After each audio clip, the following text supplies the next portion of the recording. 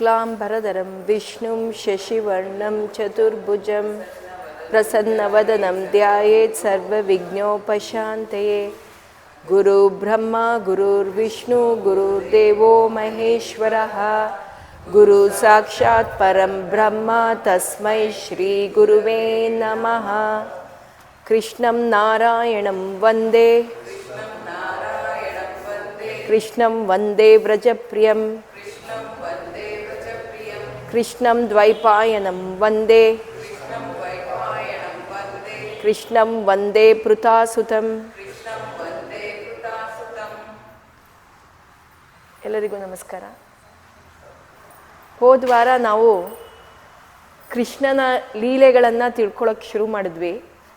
ಸಣ್ಣವನಾದ ಆಗ ಅವನು ಏನೇನು ಮಾಡ್ದ, ಇದು ಗೋಕುಲದಲ್ಲಿ ನಡೆದಿರೋ ಸಂಗತಿಗಳು.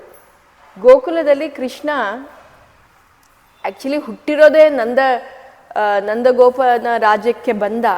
ಆದರೆ ಬಂದಿದ್ದು ಯಾಕೆ ಅಂದರೆ ಅಧರ್ಮ ಏನು ಜಾಸ್ತಿ ಆಗಿತ್ತು, ಆ ಅಧರ್ಮವನ್ನು ನಾಶ ಮಾಡೋದಕ್ಕೆ ಬಂದ. ಧರ್ಮವನ್ನು ಎತ್ತಿ ಹಿಡಿಬೇಕು ಅಂತ ಬಂದಿದ್ದವನು. ಈ ಕಾರ್ಯವನ್ನು ಅವನು ಸಣ್ಣವನಾದಾಗಿಂದನೇ ಶುರು ಮಾಡ್ದ. ಚಿಕ್ಕ ಮಗು ಆದಾಗಿಂದನೇ ಅಧರ್ಮವನ್ನು ಏನಿದೆ ಅದನ್ನೆಲ್ಲ ಮಟ್ಟ ಹಾಕೋಕ್ಕೆ ಶುರು ಮಾಡ್ದ. ನಾವು ಹೋದ ವಾರದಲ್ಲಿ ಪೂತನಾವಧೆ ಕೇಳಿದ್ವಿ, ಮತ್ತು ಶಕಟಾಸುರ ಗಾಡಿ ರೂಪದಲ್ಲಿ ಇದ್ದಿದ್ದ ಶಕಟಾಸುರನನ್ನು ಸಾಯಿಸಿರೋ ಕಥೆಯನ್ನು ಕೇಳಿದ್ವಿ.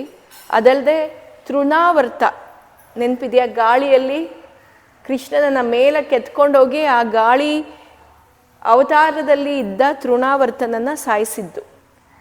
ಇಲ್ಲಿ ತನಕ 3 ಅಸುರರನ್ನು ಕೊಂದು ಹಾಕಿದ್ದಾರೆ ನಮ್ಮ ಕೃಷ್ಣ ಬಂದ ಕೂಡಲೇ. ಅವರ ನಾಮಕರಣ ಆಯಿತು. ಗರ್ಗಾಚಾರ್ಯರು ಬಂದು ನಾಮಕರಣವನ್ನು ಮಾಡಿದ್ದಾರೆ. ನಾಮಕರಣ ಆದಮೇಲೆ ಇಬ್ಬರು, ಕೃಷ್ಣ ಮತ್ತು ರಾಮ ಅಂದರೆ ಬಲರಾಮ, ಅತಿ ಬಲವಂತನಾದ್ರಿಂದ ಅವನಿಗೆ ಬಲಭದ್ರ ಅಂತ ಅವನ ಹೆಸರು. ಅವರಿಬ್ಬರು ಸಣ್ಣ ಮಕ್ಕಳು, ಇವಾಗ ಅಂಬೆಗಾಲು ಇಡ್ತಾ ಇದ್ದಾರೆ. ಎಲ್ಲ ಜನ ಅವರು ರೇಷ್ಮೆ ಜರಿ ಜರಿಯ ಕಚ್ಚೆಯನ್ನು ಉಟ್ಟು ಕಾಲುಂಗುರ, ಕಾಲು ಗೆಜ್ಜೆಗಳು ಮತ್ತು ಸೊಂಟದಲ್ಲಿ ಗೆಜ್ಜೆಯ ಉಡುದಾರ ಅದೆಲ್ಲ ಕಟ್ಕೊಂಡು ಅವರು ಅಂಬೆಗಾಲು ಇಡ್ತಾ ಇರೋದನ್ನು ನೋಡ್ತಾ ಇದ್ದಿದ್ದ ಜನರೆಲ್ಲ ತುಂಬ ಖುಷಿ ಪಡೋರಂತೆ. ಅವ್ರು ಮುಂದೆ ಹೋಗ್ತಾ ಇದ್ರೆ ಆ ಗೆಜ್ಜೆ ಘಲ್ ಅಂತ ಶಬ್ದ ಮಾಡೋದಂತೆ. ಅದೇ ಒಂಥರ ಇಂಪಾದ ನಾದವಾಗಿತ್ತಂತೆ. ಎಲ್ಲರೂ ಅದನ್ನು ಕೇಳಿಸ್ಕೊತಾ ಇದ್ರಂತೆ. ಅದಲ್ಲದೆ ಈಗ ಅವರಿಗೆ ಹಲ್ಲು ಬರೋಕ್ಕೆ ಶುರುವಾಯಿತು, ಹಾಲಿನ ಹಲ್ಲು ಶುರುವಾಯಿತು. ಆ ಹಲ್ಲು ಬಂದಾಗ ಬಾಯಿ ತೆಗೆದ್ರೆ ನೋಡೋದಕ್ಕೆ ತುಂಬ ಮುದ್ದಾಗಿದ್ರಂತೆ ಇಬ್ಬರು. ಇದನ್ನು ನೋಡ್ತಾನೆ ಎಲ್ಲ ಗೋಪಿಕಾ ಸ್ತ್ರೀಯರು, ಅಲ್ಲಿ ಬಂದವರೆಲ್ಲ ಆ ಇಬ್ಬರು ಬಾಲ ಮಕ್ಕಳನ್ನು ನೋಡ್ತಾ ನಿಂತ್ಕೊಂಡ್ಬಿಡೋರಂತೆ. ಅವ್ರ ಕೆಲಸ ಎಲ್ಲ ಮರೆಯೋದು, ಅವರು ಬರೀ ಈ ಮಕ್ಕಳ ಚೇಷ್ಟೆ, ಈ ಮಕ್ಕಳು ಓಡಾಡೋದು ಅದನ್ನೇ ನೋಡ್ತಾ ಇದ್ರಂತೆ. ಹೀಗೆ ಮಗು ದೊಡ್ಡದಾಯಿತು, ಇಬ್ಬರು ಮಕ್ಕಳು ದೊಡ್ಡದಾದರು, ಹೆಜ್ಜೆ ಇಡೋಕ್ಕೆ ಶುರು ಮಾಡಿದ್ರು. ಇಲ್ಲಿ ತನಕ ಯಶೋದೆ ತೊಡೆಯಲ್ಲಿ ಮಲಗಿಸ್ಕೊಂಡು ಹಾಲು ಕುಡಿಸ್ತಾ ಇದ್ಲು, ಮತ್ತು ಎಲ್ಲಿ ಬರೀ ಅಲ್ಲಲ್ಲೇ ಓಡಾಡ್ತಾ ಇದ್ದಿದ್ದು ಕೃಷ್ಣ ಈಗ ನಡೆಯೋಕ್ಕೆ ಶುರು ಮಾಡ್ದ. ಬರೀ ಯಶೋದೆಯ ಮನೆಯೊಂದೇ ಬಿಟ್ಟು ಇಡೀ ಗೋಕುಲ, ಬರೀ ಅಲ್ಲೊಂದೇ ನಡೀತಾ ಇರಲಿಲ್ಲ, ಈಗ ಇಡೀ ಗೋಕುಲದಲ್ಲೇ ನಡೀತಾ ಇದ್ದಂತೆ. ಎಲ್ಲ ಗೋಪಿಕಾ ಸ್ತ್ರೀಯರಿಗೆ ತುಂಬ ಖುಷಿಯಂತೆ ಆ ಮಗುವನ್ನು ನೋಡೋದು. ಚಿಕ್ಕ ಮಗು ಅಷ್ಟು ಚೆನ್ನಾಗಿ ಓಡಿ ಬರ್ತಾ ಇದ್ದ. ಎಲ್ಲರೂ ನಮ್ಮನೆಗೆ ಬಾ ಕೃಷ್ಣ ಅಂತ ಕರೆಯೋರಂತೆ. ನಮ್ಮನೆಗೆ ಬಾ ಅಂತ ಎಲ್ಲರೂ ಅವ್ರ ಮನೆಗೆ ಕರ್ಕೊಂಡು ಹೋಗೋರು. ಆದರೆ ಆ ಕೃಷ್ಣ ಫಸ್ಟ್ ಎಲ್ಲರಿಗೂ ಖುಷಿ ಆಗೋದು, ನಮ್ಮನೆಗೆ ಬಂದ. ಬಂದರೆ ಬರೀ ಅವರು ಪ್ರೀತಿ ಮಾಡ್ತಾ ಇರಲಿಲ್ಲ, ಅವರು ಇದ್ದ ಹಾಲು ಕೊಡೋದು, ಬೆಣ್ಣೆ ಕೊಡೋದು, ಅದನ್ನೆಲ್ಲ ಮಾಡಿ ಅವನಿಗೆ ಪ್ರೀತಿಯಿಂದ ನೋಡ್ಕೋತಾ ಇದ್ರಂತೆ. ಹೀಗೆ ಇನ್ನೊಂಚೂರು ದೊಡ್ಡವನಾದ. ಈಗ ಅವನ ಕತೆ ಹೇಗೆ ಅಂದರೆ, ಅವನು ಎಲ್ಲರಿಗೂ ತೊಂದರೆ ಕೊಡೋಕ್ಕೆ ಶುರು ಮಾಡಿದ್ನಂತೆ. ಏನು, ಎಲ್ಲ ಮನೆಗೆ ಹೋಗೋದು, ಹಾಲನ್ನು ಕುಡಿಯೋದು, ಎಲ್ಲ ಮೊಸರನ್ನು ಏನಿದೆ ಅದೆಲ್ಲ ಕುಡಿಯೋದು, ಬೆಣ್ಣೆ ತಿನ್ನೋದು. ಎಷ್ಟು ಮಟ್ಟಿಗೆ ಅಂದರೆ ಈ ಗೋಪಿಕಾ ಸ್ತ್ರೀಯರಿಗೆ ಒಂಥರ ಭಯ ಆಗೋಕ್ಕೆ ಶುರು ಆಯ್ತಂತೆ. ಏನು ಈ ಕೃಷ್ಣ ಹಿಂಗೆ ಮಾಡ್ತಾ ಇದ್ದಾನೆ, ಎಲ್ಲಿ ಇವನು ಬಂದು ಎಲ್ಲ ಹಾಲು ಕುಡಿತಾ ಇದ್ದಾನೆ ಅಂತ ಹೇಳಿ ಬರೀ ಅವ್ರ ಮನೆಗೆ ಬೇಕಿರೋ ಹಾಲು ಅಷ್ಟೇ ಅಲ್ಲ, ಅವರು ಹಸು ಕರು ಏನಿತ್ತು, ಹಸುವಿನ ಹಾಲು ಏನು ಕರಿತಾ ಇದ್ರು ಅದನ್ನೆಲ್ಲ ಎತ್ತಿ ಬಚ್ಚಿಡ್ತಾ ಇದ್ರಂತೆ, ಮೇಲಕ್ಕೆ ಇಡ್ತಾ ಇದ್ರಂತೆ. ಕೃಷ್ಣನಿಗೆ ಇದು ಗೊತ್ತಾಗೋದು, ಮೇಲ್ ಬಚ್ಚಿಟ್ಟಿದ್ದಾರೆ, ಮಡಿಕೆಯಲ್ಲಿ ಮೇಲಿದೆ ಅಂತ. ಅವನು ಬಂದು ಅದನ್ನ ಹೇಗೆ ಮುಟ್ಟೋದು ಅಂತ ಯೋಚನೆ ಮಾಡಿ ಅಲ್ಲಿದ್ದ ಒರಳ್ಕಲ್ಲು, ದೊಡ್ಡ ಒರಳ್ಕಲ್ಲು ಇರುತ್ತಲ್ಲ, ಆ ಒರಳ್ಕಲ್ಲು ಇಟ್ಕೊಂಡು ಅದ್ರ ಮೇಲೆ ಒಂದು ಮಡಿಕೆ ಇಟ್ಟು ಆ ಮಡಿಕೆ ಮೇಲೆ ಚಿಕ್ಕ ಚಿಕ್ಕ ಪಾದದಿಂದ ಹತ್ತೋದಂತೆ. ಅವನು ಹತ್ತಿ ಆ ಮಡಿಕೆಯನ್ನು ಎತ್ಕೊಳಕ್ ನೋಡೋದು. ಅದು ಅವನ ಕೈಗೆ ಎಟ್ಟಕ್ಕಲ್ಲ, ಆದರೆ ಅದು ಬೇಕೇ ಬೇಕು. ಅವಾಗ ಏನು ಮಾಡೋದು, ಅದಕ್ಕೆ ತೂತ್ ಮಾಡೋದು. ಆ ತೂತ್ ಮಾಡಿ ಅದರಲ್ಲಿ ಹಾಲು ಮೊಸರು ಏನಿತ್ತು ಅದೆಲ್ಲ ಕೆಳಗಡೆ ಬೀಳೋದನ್ನು ಅವನು ಇಲ್ಲಿಂದ ಕುಡಿಯೋದು. ಅವನೊಬ್ಬನೇ ಕುಡಿದ್ರೆ ಸಾಲಲ್ಲ, ಅವನ ಜೊತೆಲಿ ಒಂದು ಹಿಂಡು ಸ್ನೇಹಿತರು ಅವ್ರಿಗೂ ಕೊಡೋದು. ಅದೊಂದೇ ಅಲ್ಲ, ಬರೀ ಅವ್ರಿಗೆ ಕೊಡೋದೊಂದಲ್ಲ, ಅದಲ್ಲದೆ ಅಲ್ಲಿದ್ದ ಬೇರೆ ಮಂಗಗಳು ಮತ್ತು ಬೆಕ್ಕು, ಆ ಬೆಕ್ಕು ಮಂಗ ಎಲ್ಲ ಅಲ್ಲಿ ಜೊತೆಲಿತ್ತಂತೆ. ಆ ಬೆಕ್ಕು ಮಂಗಕ್ಕೂ ಕೊಡ್ತಾ ಇದ್ರಂತೆ. ಇದೆಲ್ಲ ಗೋಪಿಕಾ ಸ್ತ್ರೀಯರು ಬಂದು ಅವ್ರು ಅಲ್ಲಿ ಇಲ್ಲದೆ ಇದ್ದಾಗ ಮಾಡ್ತಾ ಇದ್ದಿದ್ದು. ಎಲ್ಲರಿಗೂ ಸಿಟ್ಟು ಬರೋದು, ಮನೆಗೆ ಬಂದಾಗ ನೋಡ್ತಾರೆ ಮೊಸರಿಲ್ಲ, ಮಡಿಕೆ ಹೋಲು ತೂತಾಗಿದೆ, ಮತ್ತು ಅಲ್ಲೆಲ್ಲ ಮೊಸರು ಚೆಲ್ಲಿದೆ, ಹಾಲು ಚೆಲ್ಲಿದೆ, ಬೆಣ್ಣೆ ಇಲ್ಲ, ಏನಿಲ್ಲ, ಏನಾಯಿತು ಅಂತ ಎಲ್ಲ ನೋಡ್ತಾರೆ. ಆವಾಗ ಎಲ್ಲರೂ ಇದು ಕೃಷ್ಣನ ಚೇಷ್ಟೆನೇ, ಇದು ಕೃಷ್ಣನೇ ಮಾಡಿರೋದು ಚೇಷ್ಟೆ ಅಂತ ಹೇಳಿ ಎಲ್ಲರಿಗೂ ಸಿಟ್ಟು ಬರೋದು. ಎಲ್ಲರೂ ಈ ದಿವಸ ಏನು ಮಾಡಿದ್ರಂತೆ, ಒಂದು ದಿವಸ ಬಂದು ಯಶೋದೆಗೆ ದೂರು ಕೊಡಬೇಕು ಅಂತ ಬಂದರು. ಎಲ್ಲರೂ ಯಶೋದೆ ಹತ್ರ ಬಂದರು. ಈ ಕೃಷ್ಣ ಅಲ್ಲೇ ಎಲ್ಲೋ ಆಡ್ತಾ ಇದ್ದವರು ಎಲ್ಲ ಹೆಂಗಸರು ಬರ್ತಾ ಇರೋದು ನೋಡಿಕೊಂಡು ಅವನು ನಾಟಕ ಎದುರ್ಕೊಂಡಿದ್ದ ಥರ ನಾಟಕ. ಏನು ಅವನು ಭಗವಂತ, ಇಡೀ ಲೋಕದ ಭಗವಂತ, ಅವನಿಗೆ ಎಲ್ಲಿಯ ಹೆದರಿಕೆ. ಅವನು ಬಂದು ಅಮ್ಮನ ಹಿಂದೆ ಬಚ್ಚಿಟ್ಕೊಳ್ಳೋದು, ಸೆರೆಗಿಟ್ಕೊಂಡು ಬಚ್ಚಿಟ್ಕೊಳ್ಳೋದು. ಬಂದರು, ಹೆಣ್ಮಕ್ಳೆಲ್ಲ ಬಂದರು, ಗೋಪಿಕಾ ಸ್ತ್ರೀಯರೆಲ್ಲ ಬಂದರು. ನಿನ್ನ ಮಗನ ಚೇಷ್ಟೆ ನಮಗೆ ಜಾಸ್ತಿ ಆಗೋಗಿದೆ, ಈ ಕೃಷ್ಣನ ಚೇಷ್ಟೆ ಜಾಸ್ತಿ ಆಗಿದೆ. ಅಮ್ಮ ಎಷ್ಟೇ ಆಗಲಿ ಮಗನಿಗೆ ಸಪೋರ್ಟ್ ಮಾಡೋದು. ಮಗ ಅವನೇನು ಮಾಡ್ದ, ಅವನಿಲ್ಲೇ ಆಟ ಆಡ್ತಾ ಇದ್ದಾನೆ ಬೆಳಗ್ಗೆಯಿಂದ, ನೀವೇನು ಅವನ ಬಗ್ಗೆ ಹೇಳ್ತಾ ಇದ್ದೀರಾ? ಅಯ್ಯೋ ಅವನೇನು ಮಾಡಿದ್ನ ಅವನಿಗೆ ಕೇಳು. ಅವನ ಮನೆಗೆ ಬಂದು ನಮ್ಮ ಹಾಲು ಮೊಸರು ಬೆಣ್ಣೆ ಏನಿದೆ ಎಲ್ಲ ತಿನ್ಕೊಂಡು ಹೋಗಿದ್ದಾನೆ ಅಂತ. ನಾನು ಅವನಿಗೆ ಸಾಕಷ್ಟು ಕೊಟ್ಟಿದ್ದೀನಿ ಇಲ್ಲಿ ಮನೆಯಲ್ಲಿ, ಅವನು ನಿಮ್ಮನೆಗೆ ಬಂದು ಯಾಕೆ ಕುಡಿತಾನೆ ಅಂತ ಇವಳು ಯಶೋದೆ. ಇಲ್ಲ, ಅವನು ಬರೀ ನಿಮ್ಮನೆ ಹಾಲಲ್ಲ, ನಮ್ಮನೆ ಹಾಲನ್ನು ಕುಡಿದು ಹೋಗಿದ್ದಾನೆ ಅಂತ ಅವರು ದೂರು ಕೊಡೋಕ್ಕೆ ಶುರು ಮಾಡಿದ್ರು.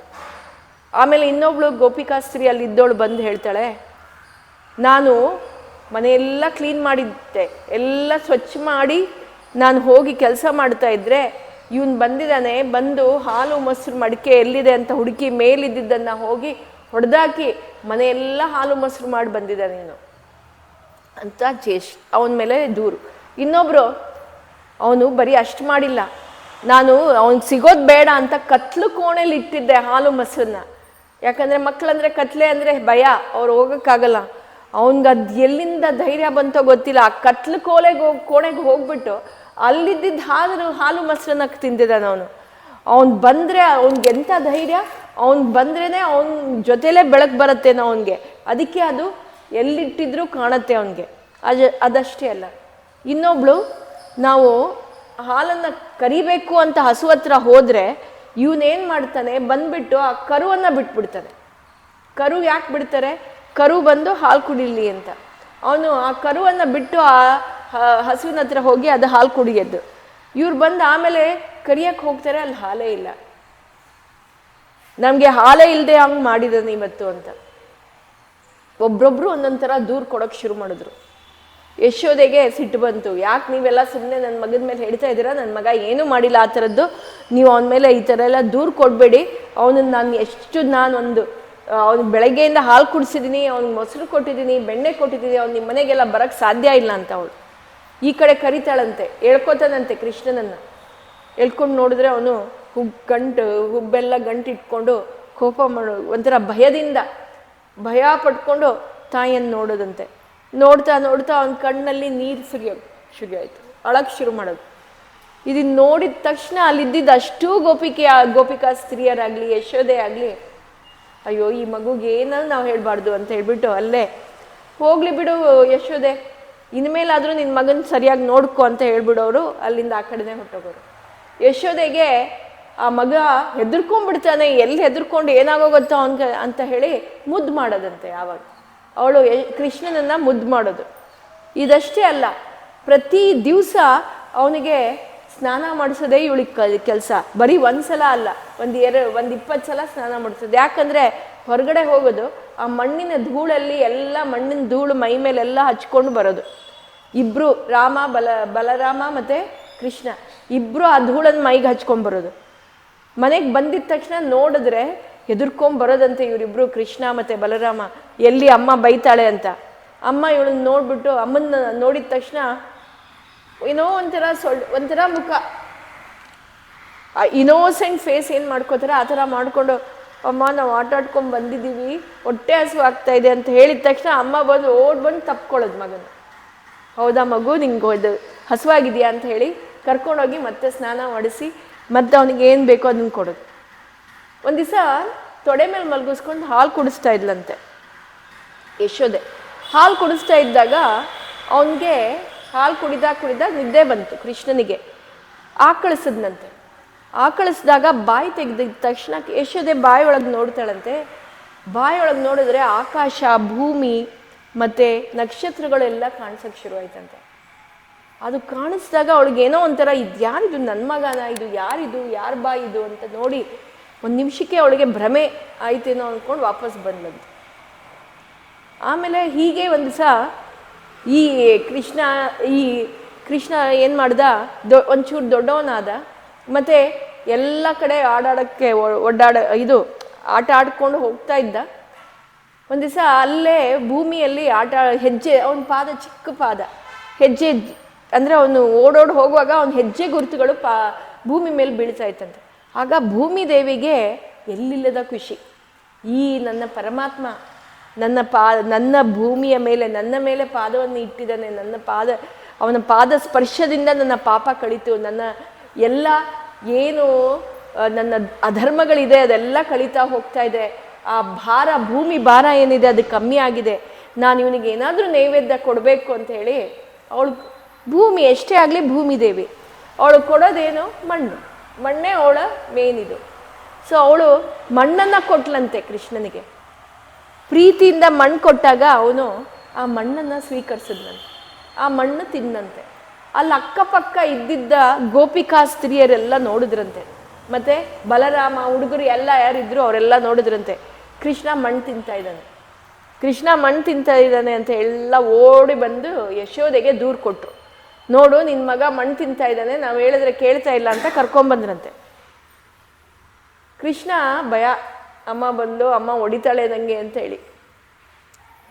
ಅಮ್ಮ ನಾನು ಮಣ್ಣು ತಿಂದಿಲ್ಲ ಅಮ್ಮ, ಇವರೆಲ್ಲ ಸುಳ್ಳು ಹೇಳ್ತಾ ಇದ್ದಾರೆ, ಎಲ್ಲರೂ ಸುಳ್ಳು ಹೇಳ್ತಾ ಇದ್ದಾರೆ, ಕೇಳೋ ಅವ್ರಿಗೆ.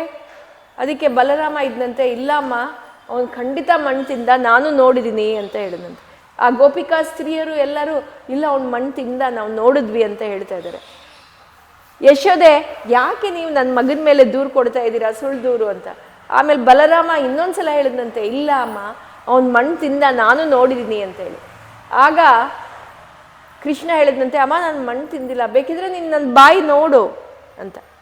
ಆವಾಗ ಒಂದು ಬಾಯಿ ತೆಗೆದು ತೋರಿಸಿದಾಗ ಆ ಭೂಮಿ ದೇವಿ ಕೊಟ್ಟಿರೋದು ಬರೀ ಒಂದು ಮುಷ್ಟಿ. ಆ ಮುಷ್ಟಿಯಲ್ಲಿ ಅವನಿಗೆ ಕಾಣಿಸಿದ್ದೇನೆಂದರೆ, ಯಶೋದೆ ಆ ದೇವಿಗೆ ಇಡೀ ಭೂಮಂಡಲ, ಇಡೀ ಈ ಯೂನಿವರ್ಸ್ ಏನಿದೆ ಅಷ್ಟು ಅವಳಿಗೆ ಕಾಣಿಸೋಕ್ಕೆ ಶುರುವಾಯ್ತಂತೆ. ಆ ಮೇಲಿನ 7 ಲೋಕ, ನಮ್ಮ ಭೂಮಂಡಲದ ಕೆಳಗಡೆ ಇರೋ 7 ಲೋಕ, ಎಲ್ಲ ಲೋಕಗಳು ಕಾಣಿಸೋಕ್ಕೆ ಶುರುವಾಯ್ತಂತೆ. ಅವಳು ನೋಡ್ತಾ ಹಂಗೆ ದಿಗ್ಭ್ರಮೆ ಆಗೋದ್ಲಂತೆ ಅವಳಿಗೆ. ಇದು ನಿಜವಾಗೂ ನಮ್ಮ ಕೃಷ್ಣನ ಬಾಯೊಳಗೆ ನನಗೆ ಕಾಣಿಸ್ತಾ ಇರೋದಾ ಅಂತ ಹೇಳಿ ಅವಳಿಗೆ ನಂಬಕ್ಕೆ ಆಗಲಿಲ್ಲ ಅಂತೆ. ಅವಳಿಗೆ ಒಂಥರ ಮಂಕ್ ಮಾಡ್ದಂಗೆ ಆಗೋಗಿತ್ತಂತೆ. ಅವಳು ಏನು ಮಾಡಬೇಕು ಅಂತ ಗೊತ್ತಿಲ್ಲ, ಮಗನ ಬಾಯೊಳಗೆ ನೋಡ್ತಾನೇ ನಿಂತುಬಿಟ್ಟಿದ್ದಾಳೆ, ಏನಾಗಿದೆ ನಮ್ಮ ಕೃಷ್ಣನ ಬಾಯೊಳಗೆ ಏನಿದೆ ಈ ಪ್ರಪಂಚ ಅಂತ. ಹೀಗೆ ಅವಳು ನೋಡ್ತಾ ಒಂಥರ ತಲೆ ತಿರುಗಿ ಬಿದ್ದೋದ್ಲಂತೆ. ಕೃಷ್ಣ ಮತ್ತೆ ಆ ಮಾಯೆಯನ್ನು ಸರಿಸಿದ್ನಂತೆ. ಅಂದರೆ ಅವಳಿಗೆ ಇದೇನು ನೋಡಿದಾಳೆ ಅದನ್ನೆಲ್ಲ ಮರ್ತು ಹೋಗಬೇಕು ಅಂತ. ಈಗ ಯಶೋದೆ ಎದ್ಲು, ಕೃಷ್ಣ ನೀನು ಹೀಗೆಲ್ಲ ಮಾಡಬಾರ್ದು ಅಂತ ಹೇಳಿ ಬಿಟ್ಲು.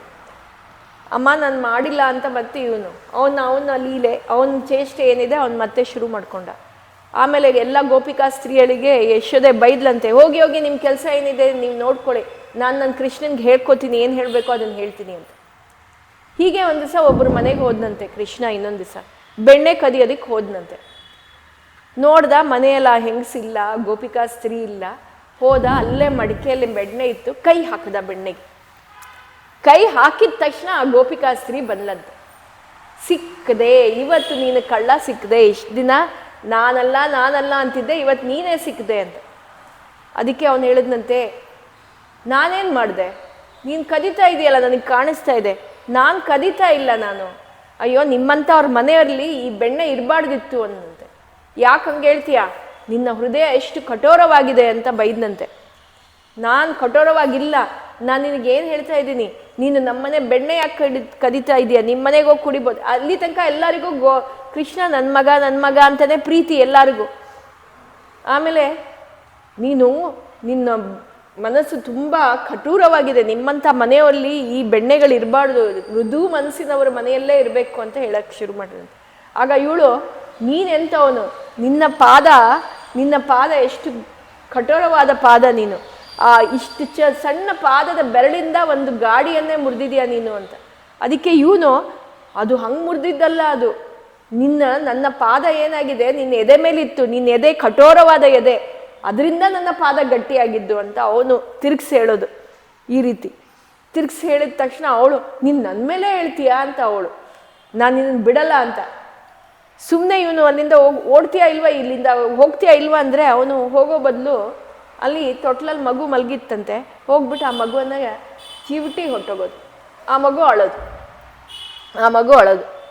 ಇನ್ನೊಂದು ಮನೆಗೆ ಹೋದನಂತೆ, ಇನ್ನೇನು ಕದಿಬೇಕು ಅಂತ ಹೋದ, ಎಲ್ಲ ಮೇಲಿತ್ತು ಮೊಸರು ಮತ್ತು ಹಾಲಿನ ಮಡಿಕೆ ಬೆಣ್ಣೆ ಎಲ್ಲ ಮೇಲೆ ಇಟ್ಟಿರ್ತಿದ್ರಂತೆ. ಇವನು ಬಂದ, ಅಲ್ಲೇ ಏನಿದೆ 1-2-3 ಮಡಿಕೆ ಇಟ್ಕೊಂಡ, ಮತ್ತು ಅಲ್ಲಿದ್ದಿದ್ದ ಅವನ ಫ್ರೆಂಡ್ಸನ್ನೆಲ್ಲ, ನೀನು ನಿಂತ್ಕೊಳ್ಳೋ ಮೇಲೆ, ನಿನ್ನ ಮೇಲೆ ನಾನು ಹತ್ತೀನಿ ಅಂತ ಹೇಳಿ ಹತ್ತಕ್ಕೆ ಶುರು ಮಾಡಿದ್ನಂತೆ. ಹತ್ತಿ ಆ ಬೆಣ್ಣೆ ತಗೋಬೇಕು ಅನ್ನೋಷ್ಟೊತ್ತಿಗೆ ಅವಳು ಬಂದಿದ್ದ ತಕ್ಷಣ ಎಲ್ಲರೂ ತಪ ಬಿದ್ದೋದು. ನಾನು ನಿನ್ನನ್ನು ನೋಡಿದೆ ಅಂತ ಅವಳು, ನೀನೇ ಕದ್ದಿದ್ದು ಅಂತ. ಅವನು, ನಾನು ನಿನ್ನನ್ನು ನೋಡಿದೆ, ನಿನ್ನ ತಲೆನೇ ಮಡಿಕೆ ಥರ ಇದೆ ಅಂತೆ ಅವನು ಹೇಳೋದು. ಆಮೇಲೆ, ಇವಾಗ ನೀನು ಏನು ಇಲ್ಲಿಂದ ತಗೊಂಡೋಗಾಗಿಲ್ಲ, ನೀನು ಇಲ್ಲಿಂದ ಹೊರಡಬೇಕು ಅಂತ ಕರೆಸಿದ್ರೆ ಫುಲ್ ಕೋಪ ಮಾಡಿಕೊಂಡು ಒಂದು ಮಾತು ಆಡದೆ ಅಲ್ಲಿಂದ ಹೋದ್ನಂತೆ. ಅಲ್ಲಿಂದ ಹೋಗಿ ಇವಳು, ಹಬ್ಬ, ಇವತ್ತು ನಮ್ಮನೆ ಬೆಣ್ಣೆ, ನಮ್ಮನೆ ಹಾಲು, ನಮ್ಮನೆ ಮೊಸರೆಲ್ಲ ಸುರಕ್ಷಿತವಾಗಿದೆ ಅಂತ ಹೇಳಿ ಬಾಗ್ಲು ಹಾಕ್ಕೊಂಡ್ಲಂತೆ, ಮನೆ ಬಾಗ್ಲು. ಇಷ್ಟೂ ಜನ ಮಕ್ಕಳೇನಿದ್ರು ಮನೆ ಮುಂದೆ ಎಲ್ಲ ಮಲಮೂತ್ರ ವಿಸರ್ಜನೆ ಮಾಡಿಬಿಟ್ರಂತೆ. ಇವಳು ಬಾಗ್ಲು ತೆಗೆದು ನೋಡ್ತಾಳೆ, ಮನೆ ಮುಂದೆ ಎಲ್ಲ ವಾಸನೆ ಗಲೀಜು. ಅದನ್ನು ಕ್ಲೀನ್ ಮಾಡೋದಕ್ಕೆ ಇನ್ನೊಂದು 2 ತಾಸು. ಬಂದು ಯಶೋದೆಗೆ ದೂರು, ನಿನ್ನ ಮಕ್ಳಿಗೆ ಮಾಡಿದ್ದಾರೆ ಅಂತ. ಇಲ್ಲಿ ನಾವೇನು ತಿಳ್ಕೊಬೇಕು, ಅವನು ಬೆಣ್ಣೆಯನ್ನು ಕದೀತಾ ಇದ್ದಿದ್ದೇನು ಅಂತ. ಇಲ್ಲಿ ಏನು ಅಂದರೆ, ಅವನು ಬೆಣ್ಣೆ ಕದಿಯೋದಲ್ಲ ಅಂತೆ, ಅದು ಎಲ್ಲರ ಮನಸ್ಸು ಹೇಗೆ ಮೃದುವಾಗಿ ಇತ್ತು, ಆ ಮೃದು ಸ್ವಭಾವದ ಅವರ ಪ್ರೀತಿಯನ್ನು ಅವನು ಸ್ವೀಕರಿಸ್ತಾ ಇದ್ದಿದ್ದಂತೆ. ಅದು ಅವನ ಎಲ್ಲರ ಪ್ರೀತಿ ಏನಿದೆ ಅದನ್ನು ಸ್ವೀಕರಿಸ್ತಾ ಇದ್ದಿದ್ದು. ಒಂದು ದಿವಸ ಏನಾಯಿತು, ಇವನು ಅಳ್ತಾ ಬಂದ, ಅಮ್ಮ ನಂಗೆ ಹಸುವಾಗಿದೆ ಅಂದ್ಕೊಂಡು. ಯಶೋದೆ ಸರಿ ಇವನಿಗೆ ಹಾಲು ಕೊಡಬೇಕು ಅಂತ ಕೂತ್ಕೊಂಡ್ಲಂತೆ. ಬಟ್ ಅಲ್ಲಿ ಮೊಸರು ಕಡಿತಾ ಇದ್ಲು, ಬೆಣ್ಣೆ ತೆಗಿಬೇಕು ಅಂತ ಮೊಸರು ಕಡಿತಾ ಇದ್ಲಂತೆ. ಒಲೆ ಮೇಲೆ ಹಾಲು ಕಾಯಕ್ಕೆ ಇಟ್ಟಿದ್ಲಂತೆ. ಇವನು ಹಸುವಾಗ್ತಾ ಇದೆ ಅಂತ ಅಳ್ತಾ ಇದ್ದಾಳೆ. ಒಂದು ಕೈಯಲ್ಲಿ ಮೊಸರು ಕಡಿತಾ ಇದ್ದಾಳೆ, ಮಗನ ತೊಡೆ ಮೇಲೆ ಮಲಗಿಸ್ಕೊಂಡಿದ್ದಾಳೆ, ಹಾಲು ಕೊಡ್ತಾ ಇದ್ದಾಳೆ.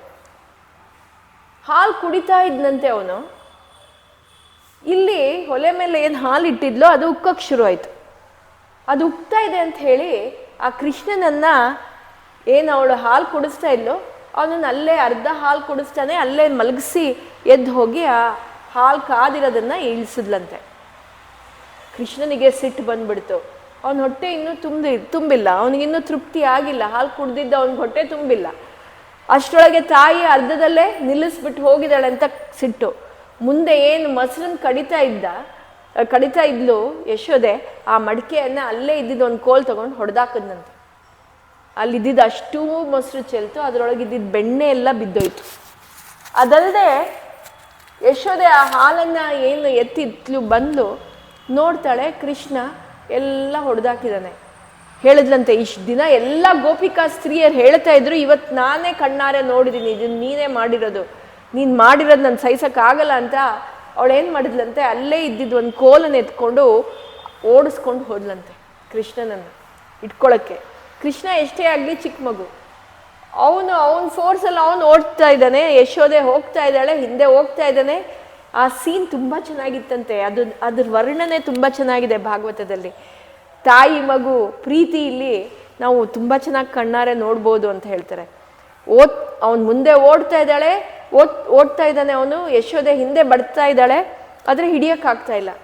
ಸುಸ್ತಾಗೋಡ್ಲಂತೆ ಯಶೋದೆ. ಸುಸ್ತಾಗಿ, ಅಬ್ಬಾ ಕೃಷ್ಣ, ನಾನು ನಿನ್ನನ್ನು ಹಿಡಿಯೋಕ್ಕಾಗಲ್ಲ ಕಣೋ, ನೀನೇ ಬಾರೋ ಅಂತ. ಯಾವಾಗ ಅವಳು ಹಂಗೆ ಹೇಳಿದ್ದು ಕೇಳಿಸ್ಕೊಂಡೋ ಅವನೇ ಓಡ್ ಬಂದಂತೆ ತಾಯಿ ಹತ್ರ. ಬಂದು, ಅಮ್ಮ ಯಾಕಮ್ಮ ನೀನು ನನ್ನ ಹಿಂದೆ ಬರ್ತಾ ಇದೆಯಾ, ನಾನೇನು ಮಾಡಿಲ್ಲ, ನೀನು ನನ್ನ ಕುಡಿಸ್ತಾ ಇದ್ದೆ ತಾನೇ ಹಾಲು, ನೀನು ಯಾಕೆ ಹಂಗೆ ಓಡೋದೆ ಅಂತ. ಇಲ್ಲಿ ನಮ್ಗೆ ಅರ್ಥ ಏನು ಅಂದರೆ, ದೇವರಿಗೆ ನಾವು ನೈವೇದ್ಯ ಕೊಡುವಾಗ ಅದನ್ನು ಸರಿಯಾಗಿ ಮಾಡಬೇಕಂತೆ, ನೇಮೇ ನಿಷ್ಠೆಯಿಂದ ಮಾಡಬೇಕಂತೆ. ಮತ್ತು ಸುಮ್ಮನೆ ಹಿಂಗೇನೋ ಹತ್ಸೋದು, ಆಮೇಲೆ ಮಧ್ಯ ಆ ಕಡೆ ಏನೋ ಮಾಡೋದು, ಆ ಥರ ಎಲ್ಲ ಮಾಡಬಾರ್ದಂತೆ. ಅದಕ್ಕೆ ನೈವೇದ್ಯ ಕೊಡುವಾಗ ನೀವು ದೇವಸ್ಥಾನಕ್ಕೆ ಹೋದರೂ ಪರ್ದೆ ಹಾಕ್ತಾರೆ, ಪರ್ದೆ ಹಾಕಿ ಅದನ್ನು ಮುಚ್ಚಿ ಮಾಡ್ತಾರೆ. ಅಂದರೆ ನಾವು ಯಾವಾಗ ದೇವರಿಗೆ ನಾವು ನೈವೇದ್ಯ ಮಾಡ್ತಾ ಇದ್ದೀವಿ ಅದು ನಾವು ಸರಿಯಾಗಿ ಮಾಡಬೇಕು. ಯಾಕಂದರೆ ಅರ್ಧಂಬರ್ಧ ಮಾಡಬಾರ್ದು, ಅತೃಪ್ತಿ ಆಗಬಾರ್ದು. ದೇವರು ಅವನಿಗೆ ಅತೃಪ್ತಿ ಆದರೆ ನಮಗೂ ಕಷ್ಟ, ಮತ್ತು ಎಲ್ಲರಿಗೂ ತೊಂದರೆ ಆಗತ್ತೆ ಅಂತ ಇಲ್ಲಿ ಕೃಷ್ಣ ಅದನ್ನು ನಮಗೆ ತೋರಿಸ್ಕೊಟ್ಟಿದ್ದಾನೆ. ಅದೊಂದೇ ಅಲ್ಲ, ಹೀಗೆ ಅವನು ಹೋಗಿದ್ದು ನೋಡಿ ಅವನಿಗೆ ಇವಳ ಮೇಲೆ ಬೇಸರ ಆಗಿ ಇವನೇ ಅವಳ ಹತ್ರ ಬಂದಂತೆ. ಯಾಕೆ ಅಂದರೆ ಅವಳು ಶರಣಾದ್ಲು. ಕೃಷ್ಣ ನಂಗೆ ಆಗ್ತಾ ಇಲ್ಲ ಕಣೋ, ನೀನೇ ಬರಬೇಕು ಅಂತ ಅವಳು ಶರಣಾದ್ಲು. ಯಾವಾಗ ಅವಳು ಶರಣಾದ್ಲು ಆವಾಗ ಅವನೇ ನಮ್ಮ ಹತ್ರ ಬರ್ತಾನಂತೆ. ಇದು ಇನ್ನೊಂದು, ಇದು ಅವನ ಬಾಲ ಲೀಲೆಗಳು ನಾವು ಏನು ನೋಡ್ತೀವಿ ಇದೆಲ್ಲ ಒಂಥರ ನಮಗೆ ಪಾಠ, ಇದೇ ನಮಗೆ ಬರುವಂಥ ಪಾಠ. ಈಗ ಈ ಲೀಲೆಗಳೆಲ್ಲ ಯಾಕೆ ನಡೀತು, ಯಾಕೆ ಇಷ್ಟ ಆಯಿತು ಅಂತ, ಈ ನಂದರಾಜ ಮತ್ತು ಇವರಿಬ್ಬರು ಯಾರಿದ್ದಾರೆ, ಯಶೋದೆ ಯಾರಿದ್ದಾರೆ, ಇವರಿಬ್ಬರು ಹಿಂದಿನ ಜನ್ಮದಲ್ಲಿ ಒಂದು ನಂದರಾಜ ಬಂದು ಒಂದು ವಸು ಆಗಿದ್ದಂತೆ. ದ್ರೋಣ ಅನ್ನೋ ಒಂದು ವಸು, ದ್ರೋಣ ಅನ್ನೋ ವಸು, ಅಷ್ಟವಸುಗಳು ಅಂತ ಹೇಳ್ತಾರಲ್ಲ ಅದರಲ್ಲಿ ಒಂದು ವಸು. ಅವರು ವಸು ಮತ್ತು ದೇವಹೂತಿ ಅಂತ ಅವಳ ಹೆಸರು. ಅವರಿಬ್ಬರು ತಪಸ್ ಮಾಡಿದ್ರಂತೆ. ಸಾವಿರಾರು ವರ್ಷ ತಪಸ್ ಮಾಡಿ ದೇವರೇ ನಾನು ನಿನ್ನ ಬಾಲಲೀಲೆಯನ್ನು ನೋಡಬೇಕು ಅಂತ ಬೇಡ್ಕೊಂಡಿದ್ರಂತೆ. ಆ ಬಾಲಲೀಲೆ ನಾನು ನಿನಗೆ ತೋರಿಸ್ತೀನಿ ಅಂತ ಅಲ್ಲಿ ವರ ಕೊಟ್ಟಿದ್ರಂತೆ ದೇವರು. ಆ ಬಾಲಲೀಲೆ ನೋಡಬೇಕು ಅಂತ ಇಲ್ಲಿ ನಂದಗೋಕುಲದಲ್ಲಿ ಹುಟ್ಟಿರೋದು ಅವರಿಬ್ಬರು ಹುಟ್ಟಿ ಇಲ್ಲಿ ಆ ಲೀಲೆಯನ್ನು ಈ ತಾಯಿ ಯಶೋದೆ ಮತ್ತು ಗೋಕುಲ ರಾಜನಿಗೆ ತೋರಿಸ್ತಾ ಇರೋದು. ಆ ಲೀಲೆಯನ್ನು ಇವರು ನೋಡ್ತಾ ಇರೋದು. ನಂದರಾಜನಿಗೆ ಏನಂದರೆ ಈ ಗೋಕುಲದಲ್ಲಿ ಇದ್ದ ಸಣ್ಣ ಸಣ್ಣ ಮನೆಗಳೆಲ್ಲ ಆಕಳು ಜಾಸ್ತಿ, ಆಕಳು ಮತ್ತು ಹಾಲು. ಈ ಕೃಷ್ಣಗೆ ಇಷ್ಟ ಆಗ್ತಾ ಇದ್ದಿದ್ದು ಹಾಲು. ಇದು ನಮಗೆ ಅರ್ಥ ಆಗತ್ತೆ ಅಂದರೆ, ಹಾಲಂದರೆ ಅದು ಸ್ವಚ್ಛವಾದ ಅಮೃತ ಅಂತ ಹೇಳ್ತಾರೆ. ನಮ್ಮ ಮನಸ್ಸು ಕೂಡ ಅದೇ ರೀತಿ ಇರಬೇಕು. ನಮ್ಮ ಮನಸ್ಸು ಕೂಡ ಕಠೋರವಾಗಿರಬಾರ್ದು, ಬೆಣ್ಣೆಯಂಗೆ ಇರಬೇಕು. ಯಾವುದೇ ಕೆಲಸ ನಾವು ಮಾಡ್ತಾ ಇದ್ರೂ ಪ್ರೀತಿ ನಮ್ಮಲ್ಲಿ ತುಂಬಿ ಬರಬೇಕು. ಯಾವಾಗ ನಮ್ಮಲ್ಲಿ ಪ್ರೀತಿ ಇಲ್ಲ, ಯಾವುದೇ ಕಾರ್ಯ ನಾವು ಮಾಡ್ತಾ ಇದ್ರೂ ಪ್ರೀತಿ ಇರಬೇಕು. ಕೃಷ್ಣ ಹೇಳೋದಂದರೆ ಎರಡೇ ವರ್ಗಗಳಿರೋದು. ಒಂದು ಏನಂದರೆ ಒಳ್ಳೆಯ ವರ್ಗ, ಕೆಟ್ಟ ವರ್ಗ. ಒಳ್ಳೆತನ ಮತ್ತು ಕೆಟ್ಟತನ. ನಾವು ಏನೇ ಕಾರ್ಯ ಮಾಡ್ತಾ ಇದ್ರೂ ನಮ್ಮಲ್ಲಿ ಒಳ್ಳೆತನನೇ ಇರಬೇಕು. ನಮ್ಮ ಭಾವನೆ ಏನಿದೆ ಅದು ಒಳ್ಳೆಯ ಭಾವನೆಯಿಂದ ಮಾಡಬೇಕು. ಮತ್ತು ಯಾವಾಗಲೂ ನಮ್ಮಲ್ಲಿ ನೆಗೆಟಿವಿಸಮ್ ಬರಬಾರ್ದು ಅಂತ ಹೇಳ್ತಾರೆ. ಏನಾಗುತ್ತೆ, ನಾವು ಏನೇ ಕೆಲಸ ಮಾಡ್ತಾ ಇರಬೇಕಿದ್ರೂ ನಮ್ಮ ಮನಸ್ಸು ಕ್ಲೀನಾಗಿದ್ದರೂ ಬೇರೆಯವ್ರ ಅಕ್ಕಪಕ್ಕದವರು ಬಂದು ನಮ್ಮನ್ನು ಡಿಸ್ಟರ್ಬ್ ಮಾಡೋರು ಜಾಸ್ತಿ. ನಮ್ಮ ತಲೆಯಲ್ಲಿ ಬೇರೆ ತುಂಬೋದು ಜಾಸ್ತಿ. ಅಯ್ಯೋ ನೀವು ಇದನ್ನು ಮಾಡ್ತೀರಾ, ಅದು ಹಿಂಗೆ ಆಗಲ್ವಂತೆ, ಹಂಗಂತೆ ಅವ್ರು ಏನು ಹೇಳ್ತಾರೆ, ಆಗ ನಮ್ಮ ಮನಸ್ಸಲ್ಲಿ ಏನೋ ಒಂಥರ ಕಳವಳ ಶುರುವಾಗತ್ತೆ. ಮತ್ತು ನಮ್ಗೆ ಅದು ಆಗದೇ ಇರಬಹುದು ಅಂತ ಶುರುವಾಗತ್ತೆ. ಇದೆಲ್ಲ ನಾವು ಫಾಲೋ ಮಾಡಬಾರ್ದಂತೆ. ಯಾವುದೇ ಕೆಲಸ ನಾವು ಮಾಡಬೇಕಿದ್ರೂ ಸ್ವಚ್ಛ ಮನಸ್ಸಿಂದ, ಪ್ಯೂರಿಟಿ ಅಂತ ಹೇಳ್ತಾರೆ. ಆ ನವರಾತ್ರಿಲಿ ನಾವು ನೋಡಿದ್ವಿ, 9ನೇ ದಿವಸ ಆಗಲಿ 8ನೇ ದಿವಸ ಮಹಾಗೌರಿ ಯಾರನ್ನು ನಾವು ಪೂಜೆ ಮಾಡ್ತೀವಿ ಅಲ್ಲಿ ಬರೋದು ನಮಗೆ ಪ್ಯೂರಿಟಿ. ಆ ಪ್ಯೂರಿಟಿ ನಮ್ಮಲ್ಲಿ ಯಾವಾಗಲೂ ಇರಬೇಕು ಅಂತ ಕೃಷ್ಣ ನಮ್ಮನ್ನಲ್ಲಿ ಸಂದೇಶ ಮೂಲಕವಾಗಿ ತೋರಿಸಿರೋದು. ಅದೇ ಅವನು ನಮ್ಗಲ್ಲಿ ತೋರಿಸಿರೋದು.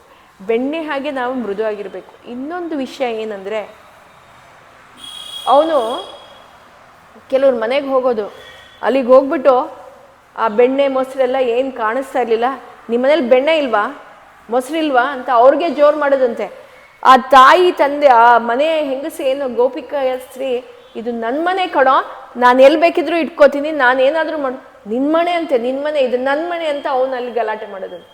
ಅವನು ಬಂದು ನಮ್ಮ ಮನೆಗೆ ಬಂದ್ಬಿಟ್ಟು ಅವನ ಮನೆ ಅಂತಾನೆ ಅಂತ.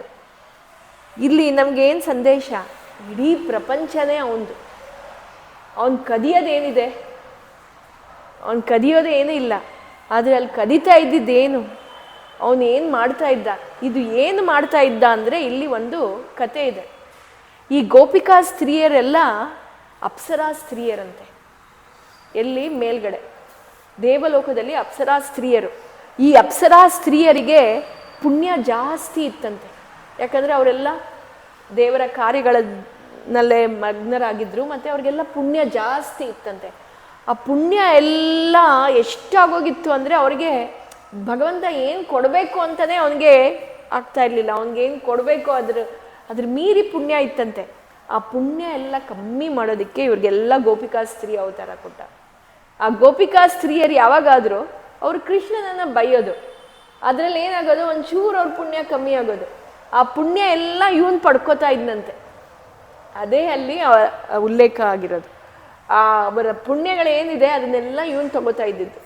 ಅದಕ್ಕೆ ಅವರನ್ನೆಲ್ಲ ಅವ್ರ ಮನೆಗೆ ಹೋಗೋದು, ಕೋಪ ಮಾಡೋಕ್ಕೋ, ಅವ್ರಿಗೆಲ್ಲ ಕೋಪ ಬರೆಸೋದು, ಅವ್ರು ಇವನನ್ನು ಬೈಯೋದು, ಈ ರೀತಿ ಮಾಡ್ತಾ ಇದ್ದಿದ್ದು. ಏನಂದರೆ ಅವ್ರ ಪುಣ್ಯ ಏನಿತ್ತು ಆ ಪುಣ್ಯ ಅವರು ಸ್ವೀಕರಿಸ್ತಾ ಇದ್ರು. ನಮಗೇನು ಇಲ್ಲಿ ನಮಗೇನು ಗೊತ್ತಾಗಬೇಕು ಅಂದರೆ, ನನಗಂತೂ ಯಾವಾಗಲೂ ಅನ್ಸೋದೇನೆಂದರೆ, ನಾನೊಂದು ಗೋಪಿಕಾ ಸ್ತ್ರೀ ಅಲ್ಲಿ ಆಗಿರಬೇಕಿತ್ತು ಅಂತ. ಯಾಕಂದರೆ ಅವನ ಲೀಲೆ, ಅವನ ಬಾಲ ತುಂಟತನ ಮತ್ತು ಅವನ ಆಟಗಳು ನೋಡೋದಕ್ಕೆ ನಮಗೆ ಯಾವಾಗ ಈ ಜನ್ಮದಲ್ಲಿ ಅವಕಾಶ ನಮಗೆ ಸಿಗುತ್ತೋ ಸಿಗಲ್ವೋ, ಆದರೆ ಒಂದ್ಸಲ ಆದರೂ ನಾವು ಬೃಂದಾವನಕ್ಕೆ ಹೋಗಬೇಕು. ಆ ಮಣ್ಣು ಸ್ಪರ್ಶ, ಎಲ್ಲಿ ಕೃಷ್ಣನ ಮಣ್ಣಿನ ಸ್ಪರ್ಶವಾಗಿದೆ ಆ ಗೋಕುಲ, ಅಲ್ಲಿ ಹೋಗಬೇಕು. ಮಥುರಾ, ಅಲ್ಲಿಗೆ ಹೋಗಬೇಕು. ಇದು ಒಂದು ಸಣ್ಣ ಘಟನೆ, ನನ್ನ ಫ್ರೆಂಡ್ ಹೇಳಿದ್ದು. ಇದನ್ನು ನಾನು ಹೇಳಬೇಕು. ಅವಳು ನನ್ನ ವಿಡಿಯೋ ಕೇಳಿಸ್ಕೊಂಡು, ತುಂಬ ದಿವಸ ಆಗಿತ್ತು ಅವಳು ಕೇಳಿಸ್ಕೊಂಡಿರಲಿಲ್ಲ. ಅಂದರೆ ನಾನು ಅವಳಿಗೆ ಕಳಿಸಿರ್ಲಿಲ್ಲ. ಮೊನ್ನೆ ಕಳಿಸಿದಾಗ ಅವಳು ಹೇಳಿದ್ಲು, ಕೃಷ್ಣ ಅಂದರೆ ನಂಗೆ ತುಂಬ ಪ್ರೀತಿ, ನನಗೂ ಒಂದು ಆಶ್ಚರ್ಯಕರವಾದ ಘಟನೆ ನಡೆದಿದೆ, ಅದಕ್ಕೆ ಕೃಷ್ಣನನ್ನು ನಾನು ಯಾವತ್ತೂ ಮರೆಯಲ್ಲ ಅಂತ ಹೇಳಿದ್ಲು. ಏನಾಯಿತು ಅಂಥದ್ದು ಅಂತ ಕೇಳಿದಾಗ ಅವಳು ಹೇಳಿದ್ದೇನೆಂದರೆ, ಅವಳು ಒಂದ್ಸಲ ಮೈಸೂರಿಗೆ ಹೋಗಿ ವಾಪಸ್ ಬರ್ತಾ ಇದ್ದಾಗ ಅವಳಿಗೆ ಸಡನ್ನಾಗಿ ಮಾತಾಡೋಕ್ಕಾಗಲಿಲ್ಲ ಅಂತೆ. ಅಂದರೆ ಯಾರೋ ಏನೋ ಮಾಡಿಸಿದ್ದಾರೆ ಅಂತ ಯಾರೋ ಹೇಳಿದ್ರಂತೆ. ಮತ್ತು ಡಾಕ್ಟ್ರ್ ಹತ್ರ ಎಲ್ಲ ಹೋಗಿದ್ದಾಳೆ, ಎಷ್ಟು ಡಾಕ್ಟ್ರ್ ಹತ್ರ ಹೋದರೂ ಅವಳಿಗೆ ಸರಿ ಹೋಗಲಿಲ್ಲ ಅಂತೆ. ಯಾರು ಏನಾಗಿದೆ ಅಂತ ಹೇಳೋಕ್ಕೆ ಆಗಲಿಲ್ಲ ಅಂತೆ. Medically everything is correct, but you are not able to speak, ನಮಗೇನು ಮಾಡೋಕ್ಕೆ ಗೊತ್ತಾಗ್ತಾ ಇಲ್ಲ ಅಂತ. ಮತ್ತು ಇವಳಿಗೆ ಏನಾಗಿದೆ ಅಂತ ಗೊತ್ತಿಲ್ಲ. ಮತ್ತು ಅವಳು ಬಿಸ್ನೆಸ್ ಮಾಡ್ತಾಳೆ, ಅವಳಿಗೆ ಮಾತೇ ಇಂಪಾರ್ಟೆಂಟ್. ಬಿಸ್ನೆಸ್ ಮಾಡೋರಿಗೆ ಮಾತು ಬೇಕೇ ಬೇಕು. ಅವಳಿಗೆ ಏನು ಮಾಡಬೇಕು ಗೊತ್ತಿಲ್ಲ. ಮತ್ತು ಅದಕ್ಕೆ ಮುಂಚೆನೇ ಅವಳು ಮಥುರಾಗೆ ಬುಕ್ ಮಾಡಿದ್ಲಂತೆ ಟಿಕೆಟ್. ಆ ಮಥುರಾ ಟಿಕೆಟ್ ಕ್ಯಾನ್ಸಲ್ ಮಾಡೋದು ಬೇಡ, ಹೇಗಿದ್ರು ಮಾಡಿದ್ದೀನಿ ಬುಕ್ಕು, ಹೋಗೋಣ ಅಂಥೇಳಿ ಆಲ್ಮೋಸ್ಟ್ 1 ತಿಂಗಳು ಅವಳು ಮಾತೇ ಆಡಿಲ್ಲ, 1-1.5 ತಿಂಗಳು ಮಾತೇ ಆಡಿಲ್ಲ. ಮತ್ತು ಬಿಸ್ನೆಸ್ಸಲ್ಲಿ ಹೊರಗಡೆ ಇದ್ದೀನಿ ಅಂತ ಮೆಸೇಜಲ್ಲೇ, ವಾಟ್ಸಪ್ಪಲ್ಲೇ ಮೆಸೇಜ್ ಮಾಡಿಕೊಂಡು ಹೊರಗಡೆ ಊರಿಗೆ ಹೋಗಿದ್ದೀನಿ ಅಂತ ಮನೇಲೇ ಇದ್ಲಂತೆ. ಅಳ್ತಾ ಇರೋಳಂತೆ. ಅವಳಿಗೆ ಪ್ರಾಬ್ಲಮ್ ಆಗಿತ್ತು, ಅವಳು ಗಂಡ ಇರಲಿಲ್ಲ. ಮತ್ತು ಹೇಗೆ ನಾನು ಮ್ಯಾನೇಜ್ ಮಾಡೋದು, ದೇವ್ರಿಗೆ ಒಂಥರ ಹತ್ಕೊಂಡು ನನ್ನ ಪ್ರಾಣನೇ ತೆಗಿಬೇಕಿತ್ತು, ಈ ಥರ ನನಗೆ ಮಾಡಿದ್ಯಾ, ನನ್ನ ಮಗಳನ್ನ ನೋಡ್ಕೊಳ್ಳೋಳು, ಒಂದು ಮಗು ಇತ್ತು, ಇದ್ದಾಳೆ, ನನ್ನ ಮಗಳನ್ನ ನೋಡ್ಕೊಳ್ಳೋದು ಯಾರು ಅಂತೆಲ್ಲ ಅಳೋಳಂತೆ. ಹೇಗಿದ್ರು ಬುಕ್ ಮಾಡಿದ್ದೀನಿ ಮಥುರಾಗೆ ಅಂತ ಹೇಳಿ ಮಥುರಾಗೆ ಹೋದ್ಲು. ಅವರ ತಾಯಿ, ಅವಳ ತಮ್ಮ ಮತ್ತು ಮಗು ಮಥುರಾಗೆ ಹೋದ್ಲಂತೆ. ಆ ಜನ್ಮಸ್ಥಾನದಾಗ ಏನು ಕಲ್ಲಿದೆ ಅಲ್ಲಿ ಹೋಗಿ ತುಂಬ ಹತ್ಲಂತೆ. ಕೃಷ್ಣ, ನನಗೇನಾಗಿದೆ ನನಗೆ ಗೊತ್ತಿಲ್ಲ, ಇವಾಗ ನನ್ನ ಪ್ರಾಣನೇ ನಿನ್ನ ಕೈಗೆ ಕೊಟ್ಬಿಟ್ಟಿದ್ದೀನಿ, ನನ್ನನ್ನು ನೀನೇ ನೋಡ್ಕೋಬೇಕು, ನನ್ನ ಪ್ರಾಣನೇ ತೆಗೆದುಬಿಡು, ಈ ಥರ ನನಗೆ ಇರೋಕ್ಕಾಗಲ್ಲ ಅಂತೆಲ್ಲ ತುಂಬ ಹತ್ಲಂತೆ. ಒಂದು 1/2-3 ಗಂಟೆ ಹತ್ತಿದ್ದಾಳೆ. ಹತ್ತಿ ಹೊರಗಡೆ ಬಂದಿದ್ದಾಳೆ ಆ ಕಲ್ಲಿನ ಹತ್ರ. ಹತ್ತಿ ಹೊರಗಡೆ ಬಂದ್ಲಂತೆ. ಅಲ್ಲೆಲ್ಲ ಸಣ್ಣ ಸಣ್ಣ ಗಲ್ಲಿಗಳು. ಹೊರಗಡೆ ಬಂದಿದ ತಕ್ಷಣ ವಾಂತಿ ಮಾಡಿದ್ಲಂತೆ. ವಾಂತಿ ಮಾಡಿದ್ರೆ ಹಸಿರೆಲ್ಲ ಏನೇನೋ ಬಂತಂತೆ. ಆಮೇಲೆ ಅವತ್ತು ವಾಪಸ್ ಬರೋದಿತ್ತು. ಏರ್ಪೋರ್ಟಿಗೆ ಬಂದಿದ್ದಾರೆ. ಆವಾಗ ಸಡನ್ನಾಗಿ ಅಮ್ಮ ಅಮ್ಮ ಅಂತ ಜೋರಾಗಿ ಮಾತಾಡಿದ್ಲಂತೆ. ಈ ರೀತಿ ಮಿರಾಕಲ್ ಆಯಿತು ಅಂತ ಹೇಳಿದ್ಲು. ಯಾಕೆ ಅಂದರೆ ಅಲ್ಲಿ ಹೋಗಿ ಕೃಷ್ಣ ಹುಟ್ಟಿದ ಜನ್ಮಸ್ಥಳದ ಜಾಗದಲ್ಲಿ ಹೋಗಿ ಹತ್ತಿ ನನ್ನನ್ನೇ ನಾನು ನಿನಗೆ ಅರ್ಪಿಸಿದ್ದೀನಿ, ನಾನೆಲ್ಲ ನನ್ನನ್ನು ನಿನ್ಗೆ ಬಿಟ್ಬಿಟ್ಟಿದ್ದೀನಿ, ನನ್ನನ್ನು ನೀನೇ ನೋಡ್ಕೋಬೇಕು ಅಂತ ಹೇಳಿ ಅವಳು ಯಾವಾಗ ಸರೆಂಡರ್ ಆದ್ಲು, ಇಲ್ಲಿ ತನಕ ಆಗದೆ ಇರೋ ಮಾಯವಾಗಿ ಈ ಅವಳ ಏನು ಆರೋಗ್ಯದ ಸಮಸ್ಯೆ ಇತ್ತು ಮಾಯವಾಗಿ ಅದು ನಾಶವಾಯ್ತಂತೆ. ಈ ರೀತಿ ಅವಳು ಮಾತಾಡೋಕ್ಕೆ ಶುರುವಾಯಿತು ಅಂತ ಹೇಳಿದಾಗ ನನಗೆ ಅದನ್ನು ಕೇಳಿಸ್ಕೊಂಡಾಗ ನನ್ನ ಮೈಯೆಲ್ಲ ಜುಮ್ ಆಯಿತು, ನನ್ನ ರೋಮಗಳೆಲ್ಲ ನಿಂತ್ಕೊಂಡ್ಬಿಡ್ತು. ಇದರಲ್ಲಿ ನಮ್ಗೇನು ಗೊತ್ತಾಗತ್ತೆ, ಈಗಲೂ ಇದ್ದಾನೆ ಅವನು, ಕೃಷ್ಣ ಇದ್ದಾನೆ. ಯಾವಾಗ ನಾವು ಅವನನ್ನು ನಂಬುತ್ತೀವಿ ಮತ್ತು ಅವನಲ್ಲಿ ನಾವು ಶರಣಾಗ್ತೀವಿ ಆವಾಗ ಅವನು ಖಂಡಿತ ನಮ್ಮೊಟ್ಟಿಗೆ ಇರ್ತಾನೆ. ಮತ್ತು ನಮಗೆ ಬೇರೆ ಅವತಾರದಲ್ಲಿ ಬಂದು ನಮಗೆ ಯಾವುದೋ ಬೇರೆಯವರ ರೂಪದಲ್ಲಿ ಬಂದು ನಮಗೆ ಸಹಾಯ ಖಂಡಿತ ಮಾಡೇ ಮಾಡ್ತಾನೆ. ಮತ್ತು ನಮಗೆ ಕಾರ್ಯ, ಅದಕ್ಕೆ ಎಲ್ಲರೂ ಏನೇ ಕಾರ್ಯ ನಾವು ಮಾಡಿದ್ರೂ ಅವನಿಗೆ ಅರ್ಪಣೆ ಮಾಡಬೇಕು. ಅದಕ್ಕೆ ಎಲ್ಲ ನೀವು ಬೇರೆಯವ್ರ ಮಾತು ಕೇಳಿರ್ಬೋದು, ಕೃಷ್ಣಾರ್ಪಣ ಮಸ್ತು ಅಂತ ಹೇಳ್ತಾರೆ. ಏನೇ ಶ್ಲೋಕ ಹೇಳುವಾಗಲಿ ಏನೇ ನಾವು ಮಾಡ್ತಾ ಇದ್ರೇನು ನಿನಗೆ ನಾವು ಮಾಡ್ತಾ ಇದ್ದೀವಿ ಅಂತ ಹೇಳಿಬಿಟ್ಟು ಮಾಡಿಬಿಟ್ಟು ಅವನಿಗೆ ಅರ್ಪಣೆ ಮಾಡಿದಾಗ ನಮ್ಮ ಕೆಲಸ ಕಾರ್ಯ ಸಫಲವಾಗತ್ತೆ. ಇದು ಬರೀ ಇಷ್ಟೇ ಅಲ್ಲ, ನಮ್ಮ ತಾಯಿ ಕೂಡ ಏನೇ ಅಡುಗೆ ಮಾಡ್ತಾ ಇರಬೇಕಿದ್ರು ಒಂದ್ಸಲ ಏನು ಹೇಳ್ತಾರೆ, ಕೃಷ್ಣಾರ್ಪಣ ಮಸ್ತು ಅಂತ ಹೇಳ್ಬಿಟ್ಟು ಮಾಡ್ತಾರೆ. ಆವಾಗ ನಾನು ನೋಡಿದ್ದೀನಿ, ಹೇಗಿದ್ರು ಎಲ್ಲರಿಗೂ ಅವ್ರ ತಾಯಿ ಅಡುಗೆ ರುಚಿನೇ. ಆದರೆ ಪ್ರತಿ ಸಲ ಯಾವಾಗ ಇವಳಿಗೆ ನಮ್ಮ ತಾಯಿ ಹೀಗೆ ಹೇಳಿ ಮಾಡಿರ್ತಾರೆ ಆ ರುಚಿ ಇನ್ನೂ ಹೆಚ್ಚುತ್ತೆ, ಏನೂ ಕೆಡಲ್ಲ. ಮತ್ತು ಒಂದೊಂದು ಸಲ ಸಡನ್ನಾಗಿ ನಮ್ಮ ಅಮ್ಮನ ಮನೆಗೆಲ್ಲ ಜಾಸ್ತಿ ಜನ ಬರ್ತಾರೆ. ಸೊ ಸಡನ್ನಾಗಿ ಈ ಥರ ಎಲ್ಲ ಜನ ಬಂದರೂ ಅದೆಷ್ಟೇ ಆಗಿರಲಿ, ಕಮ್ಮಿನೇ ಆಗಿರಲಿ, ಅಷ್ಟೂ ಜನರಿಗೆ ಸರಿ ಹೋಗುತ್ತೆ ಅದು. ಇದು ನಾನು ಒಂಥರ ಅಕ್ಷಯವಾಗಿ ಅದಿರುತ್ತೆ. ಅದನ್ನು ನಾನು ಕಣ್ಣಾರೆ ನೋಡಿದ್ದೀನಿ ಮತ್ತು ಅದನ್ನು ಅನುಭವಿಸಿದ್ದೀನಿ. ಅದಕ್ಕೆ ನಾನು ಇದನ್ನು ಹೇಳ್ತಾ ಇದ್ದೀನಿ. ಕೃಷ್ಣ ಖಂಡಿತ ನಮ್ಮೊಟ್ಟಿಗಿದ್ದಾನೆ. ಮತ್ತು ನಮಗೆಲ್ಲ ಯಾವ ರೀತಿಯಲ್ಲಿ ನಾವು ನಮಗೆ ಮಾರ್ಗಸೂಚನೆ ಕೊಡಬೇಕು ಅದನ್ನು ಅವನು ಕೊಡ್ತಾ ಇರ್ತಾನೆ. ಇದನ್ನು ನಾವು ಸ್ವೀಕರಿಸಬೇಕು ಮತ್ತು ಇದನ್ನು ನಾವು ಅಳವಡಿಸ್ಕೋಬೇಕು ನಮ್ಮ ಜೀವನದಲ್ಲಿ. ಅವನಿದ್ದಾನೆ, ಅವನಲ್ಲಿ ನಾವು ಶರಣಾಗ್ತಾ ಇದ್ದೀವಿ ಅಂತ ಅವನಲ್ಲಿ ನಾವು ಶರಣಾಗಬೇಕು. ಇದನ್ನು ಹೇಳಿ ಇವತ್ತಿನ ಕತೆ ಮುಗಿಸಿ ನೆಕ್ಸ್ಟ್ ವಾರದಲ್ಲಿ ಕುಬೇರನ ಮಕ್ಕಳ ಮೋಕ್ಷ, ಇಬ್ಬರ ಮಕ್ಕಳು ಅವರು ಮರವಾಗಿರ್ತಾರಂತೆ, ಅದ್ರ ಕಥೆಯನ್ನು ನಾನು ಹೇಳ್ತೀನಿ. ಅವ್ರಿಗೆ ಮೋಕ್ಷ ಕೊಡೋದು, ಅವರಿಗೆ ಶಾಪ ಯಾಕೆ ಬಂತು, ಅವ್ರಿಗೆ ಮೋಕ್ಷ ಕೊಡೋದನ್ನು ಹೇಳ್ತೀವಿ. ಹೀಗೆ ಕೃಷ್ಣನ ಲೀಲೆ ಹೇಳ್ತಾ ಇದ್ದರೆ ಅದು ತುಂಬ ಇದೆ. ಈ ಕೃಷ್ಣನ ಲೀಲೆಯನ್ನೇ ಒಂದು 3 ದಿವಸದ ಇದು ಮಾಡ್ತಾರೆ, 3 ದಿವಸದ ಪ್ರವಚನ ಮಾಡ್ತಾರೆ. ಒಂದು 4-5 ಗಂಟೆ ಬರೀ ಕೃಷ್ಣನ ಲೀಲೆಯನ್ನೇ ಹೇಳ್ತಾರೆ. ಈ ಕೃಷ್ಣನ ಲೀಲೆ ಎಲ್ಲರೂ ನಾವು ಕೇಳಿಸ್ಕೊತಾ ಇರಬೇಕು. ಇದರಲ್ಲಿ ಏನಾಗತ್ತೆ ಅಂದರೆ ನಮ್ಮ ವಯಸ್ಸು ಕೂಡ ಆ ಬಾಲಕನಂತೆ ಆಗತ್ತೆ ಮತ್ತು ನಮ್ಮಲ್ಲಿ ಆ ಉತ್ಸಾಹ ಮತ್ತೆ ಮೂಡಿ ಬರುತ್ತಂತೆ. ಅದಕ್ಕೆ ಈ ರೀತಿ ನಮ್ಮಲ್ಲಿ ಆ ಉತ್ಸಾಹ ಬರೋದಕ್ಕೆ ಕೃಷ್ಣನ ಲೀಲೆಯನ್ನು ನಾವು ಕೇಳ್ತಾ ಇರಬೇಕು ಅಂತ ಹೇಳ್ತೀವಿ. ಇವತ್ತಿನ ಕಥೆ ಮುಗಿಸ. ಹರೇ ಹರೇ ಮೇ ಹರ ಪಾತಕಾನಿ, ಹರೇ ಹರೇ ಮೇ ಕುರು ಮಂಗಳಾನಿ, ಹರೇ ಹರೇ ಮೇ ತವ ದೇಹಿ ದಾಸ್ಯಂ, ಹರೇ ಹರೇ ಮೇ ತವ ಭಕ್ತಿರಸ್ತು. ಹರಯೇ ನಮಃ, ಹರಯೇ ನಮಃ.